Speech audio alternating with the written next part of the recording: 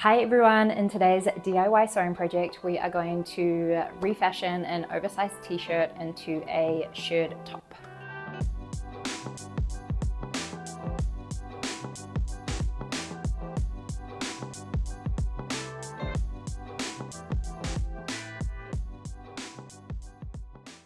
Here's the inspiration. I love how romantic this top is with all of the lines of shirring, especially the open sides with a little tie detailing and the puff sleeves. We won't be doing a high neckline like in that style. We're going to keep the original crew neckline of the t-shirt. So I have a new t-shirt for today's video, but you can definitely use an old one and upcycle it. You just want to make sure that it's oversized. So find one that is 2 to 3 times bigger than your body width to allow for all of the shirring. Pretty big. This is what we're making. It is so pretty. On the upper half is all elastic shirring, so across here in the sleeves and also around the neckline. You can see like this. So we have 2 rows of shirring like that. And then on the lower half, we have channels with ties that fasten at the side seams. So the side seams are open, like this. And then it's exactly the same on the back. I love that it draws inspiration from the earlier design, yet it still feels original. And even better that it's upcycled from a t-shirt, so anyone can make this. It's actually a really easy, straightforward DIY project. For the ties, I'm using cotton webbing tape. You can use whatever you prefer, any type of cord, drawstring, shoestring, even a satin ribbon would look really pretty. As long as the width is no bigger than 1 centimeter, it will work. And for the meterage, take half your body. So for me, it's 40, give or take, and then add on an extra 60 centimeters for tying either side.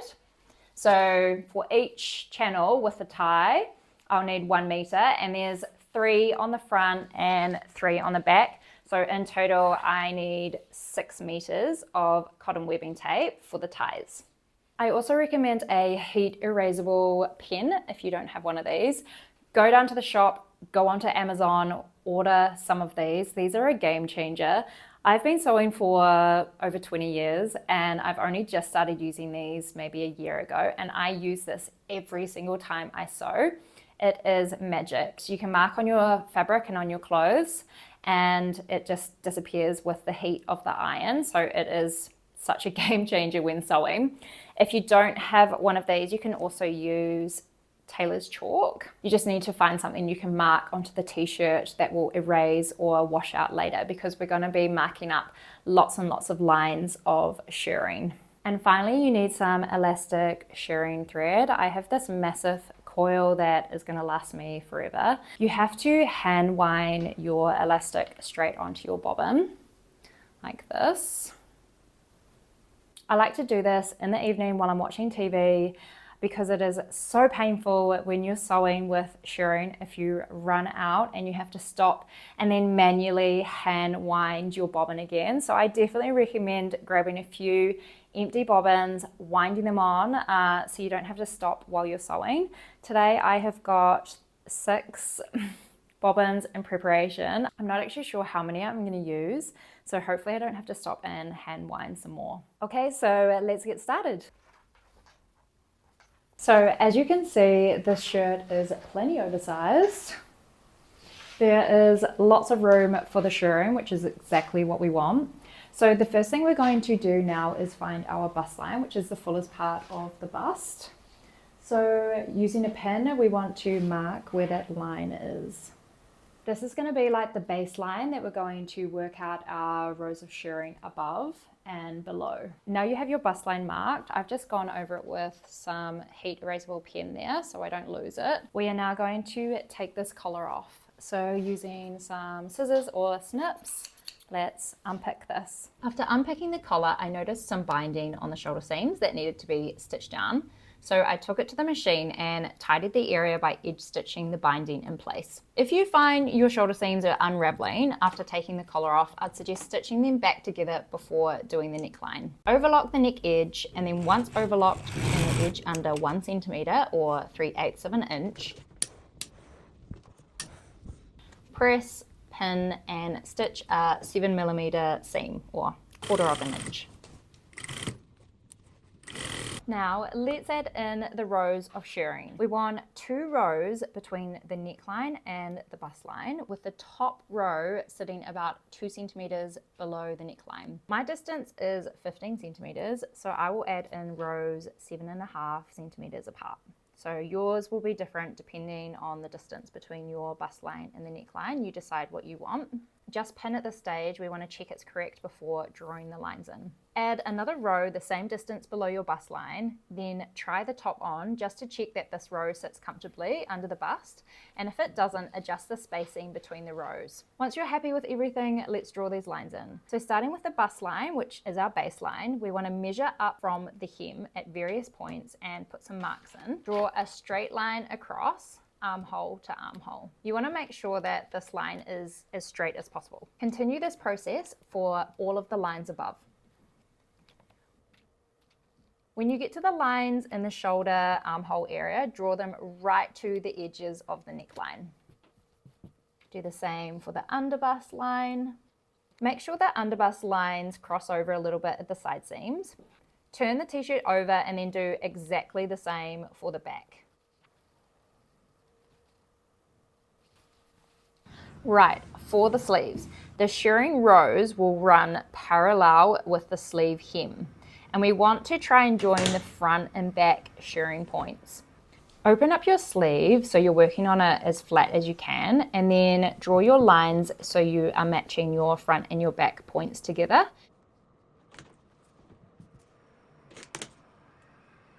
I need to curve some of the lines slightly just because of the shape of the sleeve. So I'm curving this line here so the spacing is still even. So all of these lines on the upper body are shirring. This line here is your first channel, it's your underbust channel, and then there's going to be 2 more channels below that, so exactly the same on the back. So 3 on the front, 3 on the back. We're going to determine how long we want the top and the sleeves to be, and then we're going to mark in the last 2 channels. So for me, I want the top to finish on my waistband of my trousers. So about there. Grab a pin and mark it. Now bear in mind the top might come in slightly shorter once we've put in all of the elastic shirring and the gathering on the ties. Now we've determined the length of the top, let's put in our next channel.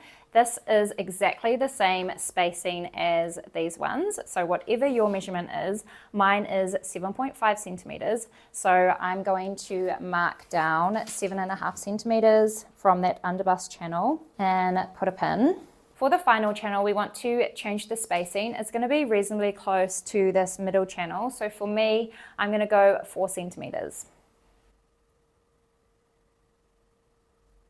Before you continue, you can check all of your proportions and spacing. So you can visualize where these channels are going to be, where your top's going to finish, and then you can adjust them if you need. For the sleeves, I want them shortish, like in the earlier inspiration image. As it turns out, the spacing between my shirring here is around 3 centimeters. So I am going to mark, another 3 centimeters down from that bottom shirring line and put a pin, and that will be the length of my sleeves.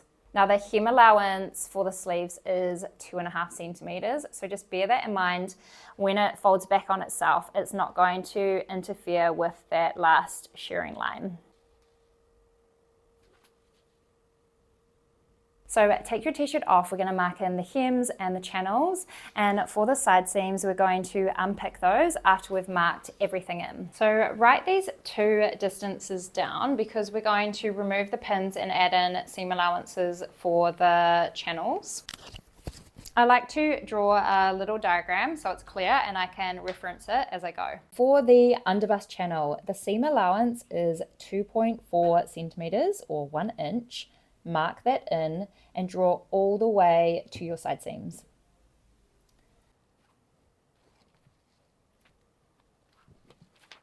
For the middle channel, it is exactly the same spacing as the rest of the top. So measure down from the bottom line of the channel. So for me, it is 7.5 centimeters. I like to measure a few points, then draw a straight line across. Add in another 2.4 centimeters or 1 inch seam allowance for the channel. And then whatever your distance was between the second and third channel, mine was 4 centimeters, so mark that in. Add in another 2.4 centimeters for your channel. And then finally, we want to mark in our hem. So my distance was 9 centimeters. For our hem allowance of our top is 2.5 centimeters or 1 inch, rule across. Just to show you quickly how the channels work, each channel will have an extra 2.4 centimeters of seam allowance or 1 inch. This will be folded together and sewn to create a casing and then pressed towards the hem and edge stitched down.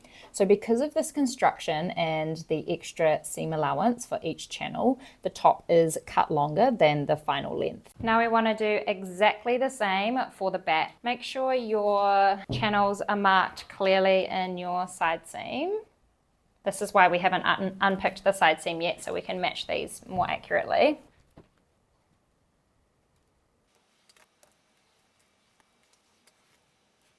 Mark your hemline for the sleeves, add 2.5 centimeters or 1 inch hem allowance. I lay my two sleeves together to check the lines and hems match and transfer over the markings. In this underarm sleeve point, you want to check you have enough room for your hem allowance. So I might shimmy this down a bit while I'm sewing, so when it's folded back, it doesn't hit that point. So go ahead and cut off our hem allowance. So get your t-shirt nice and flat.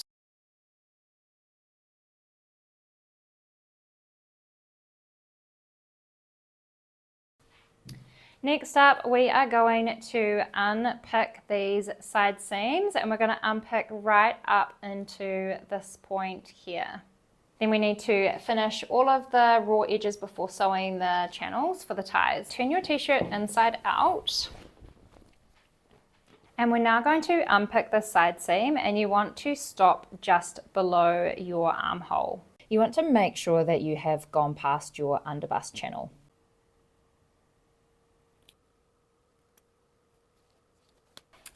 Now that you've opened up your side seams, we need to go and overlock all of our raw edges. So starting with the open sides, it's going to be a little bit tricky sewing up into this underarm point here.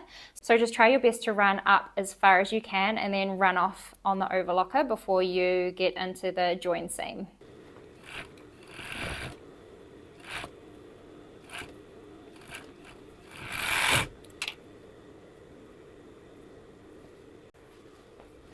Now overlock your hem and the sleeve hems.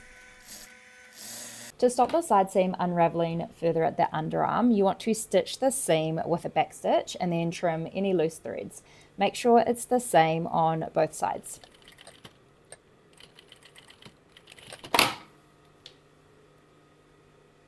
Now we need to turn all of these overlocked edges under for a neat finish. We're going to start with the sides and do these first. Turn your edges under just enough to hide the overlocking, approximately 6 millimeters or just shy of 1/4 inch. So a narrow seam, I'm using the edge of my sewing foot as a guide, basically just enough to catch the seam allowance. So finish all 4 open sides.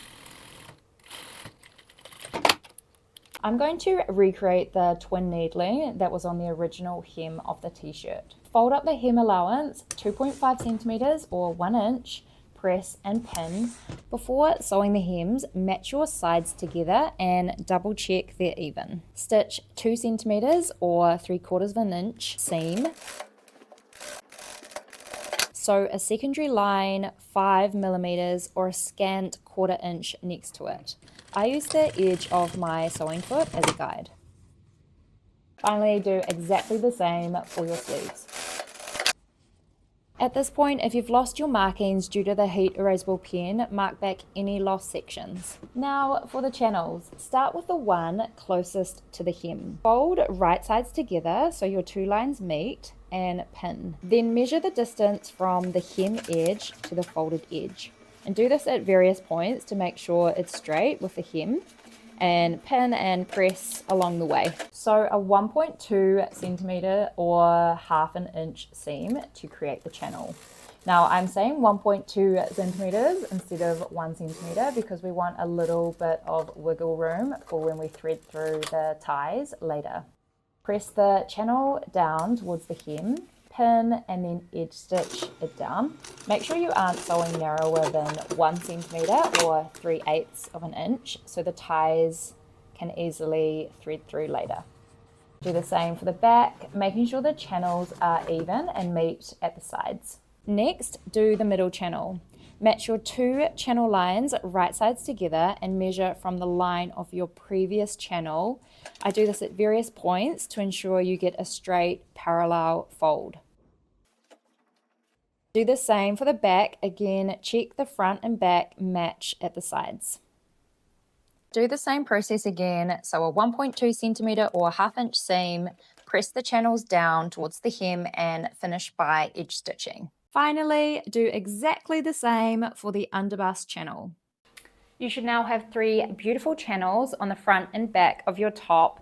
We're not going to put the ties in just yet. We're going to keep it flat. We're going to head to the machine and get it set up for the shirring.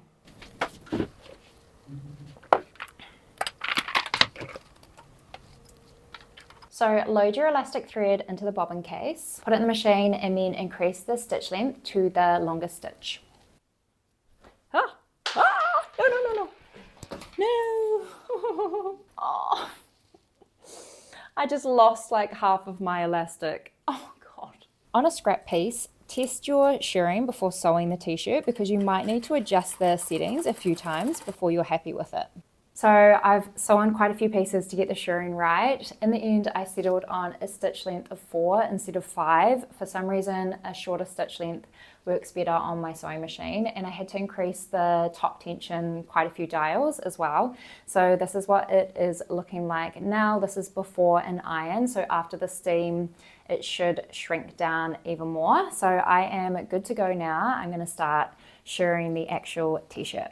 For each row that we've marked, we're going to sew 2 lines. So we're going to start here. We're going to do a little bit of back stitching to secure the shirring. Then we're going to stitch along this line. And then when we get down to this end, instead of stopping and starting again, we're actually going to pivot, come down a few stitches, and then come back along here to create 2 lines of shirring, and then come all the way back and then finish here. So make sure you have a tail before you start your line of shirring. To start off, I turn my stitch length right down to 1.5, do a few tiny stitches back and forth, and then increase the stitch length back to 4, which is my shirring stitch length.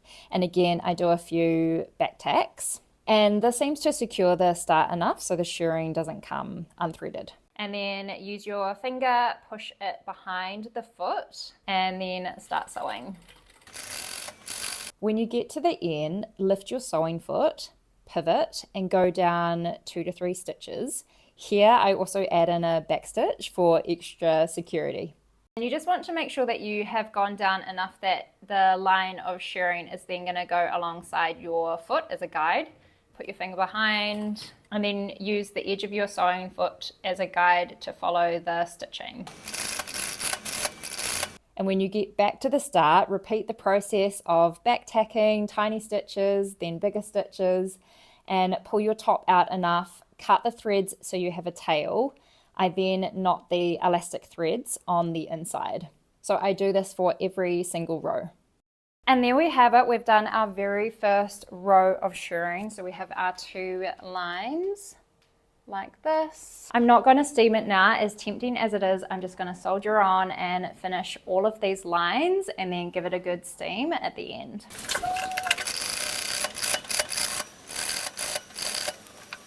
For the neckline shirring, stitch 2 millimeters or 1/16 of an inch out from the existing neckline stitching. Careful you don't stitch over it, although it wouldn't matter really, and then sew your secondary line.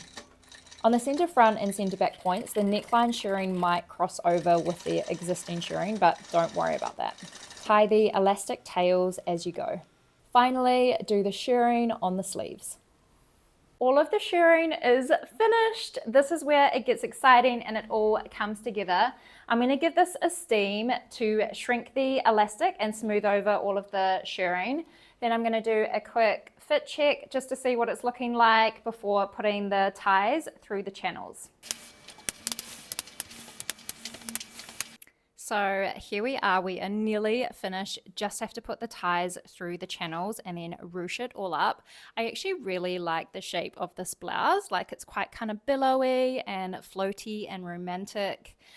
There's the sides, the open sides. This area here is a little bit puffy, so I'm going to go back to the iron and just squish that down, and I think that will fix those points. Because everyone's t-shirts are going to be slightly different shapes, if you find that there's any fit issues, just chuck in some more rows of shirring. So you can also put in a row of shirring down the shoulder seams, and you can also go around the armholes, and that might help reduce any excess fabric or puffiness that's going on. Now we just need to cut our ties and thread them through, and then the top is done. I can't wait to put this on and see what it looks like. So the length of the ties was half your body plus 60 centimeters. So for me, it's 1 meter long pieces.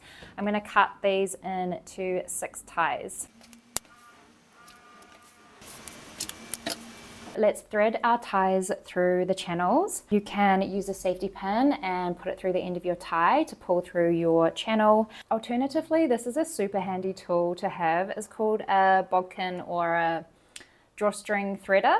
I think it's basically a large blunt needle with a hole in the end, and it makes pulling drawstrings and cords through so much faster. You just put it through the loop and then put a pin. So I'm going to use this to put my ties through, but of course you can use a safety pin.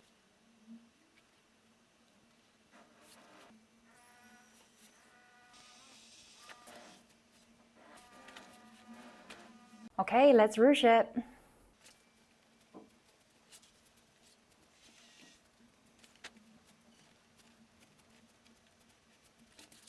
Depending on the type of ties, mine are frame because they're cotton webbing. So you can either melt the ends if they're a polyester, you can tie knots. I'm going to double fold these in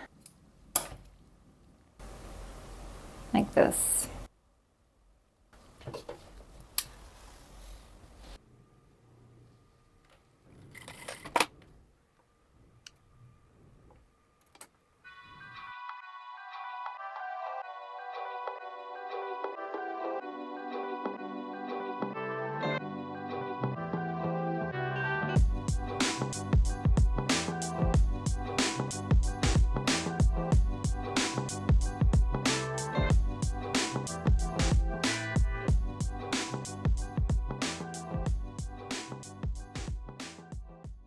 And here is the finished top. I am so happy with how this has turned out. I hope you guys are happy with yours as well. I think it's quite clean and modern, yet it's still very romantic with all of the ruching, the little frilly sleeves and the tie sides. I think it's just all come together perfectly. And what's great, it's so comfortable because of the cotton jersey fabric and the elasticated shirring. I'm definitely going to get lots of wear out of this top, and I hope you're happy with yours and you're going to get lots of wear out of yours too. Overall, I would say this is a very successful DIY, refashion, upcycle project. It does not look anything like the original t-shirt. We have a brand new top to add to our wardrobe, which is just amazing. And I think from today's video, you can continue to make variations of this top, play around with the spacing of the ruching, maybe the sleeve length, perhaps even keep the sides closed so you get that beautiful billowy blouse shape that we discovered earlier. Try use some old t-shirts that have been in your wardrobe, unworn, or go down to the charity shop and pick yourself up a secondhand oversized t-shirt and make yourself some more beautiful ruched tops. If you came across any questions, please drop them in the comments below and I'll be sure to answer them. And feel free to tag me in social media, Test Jean Patterns. I make these videos for all sewing enthusiasts, so I definitely want to see your creations and see how you've made them your own. So if you enjoyed today's video, please like and subscribe to my YouTube channel. It is a brand new channel, so I definitely need the love. I have got lots of sewing tutorials, DIY projects, beginner sewing tips, PDF patterns in the works. I'm actually working on a free bag pattern at the moment, which will come with a sewing tutorial. So I'm so excited to share that with you soon. I hope this project inspires you to keep creating beautiful things. That's us done for today. See you in my next video.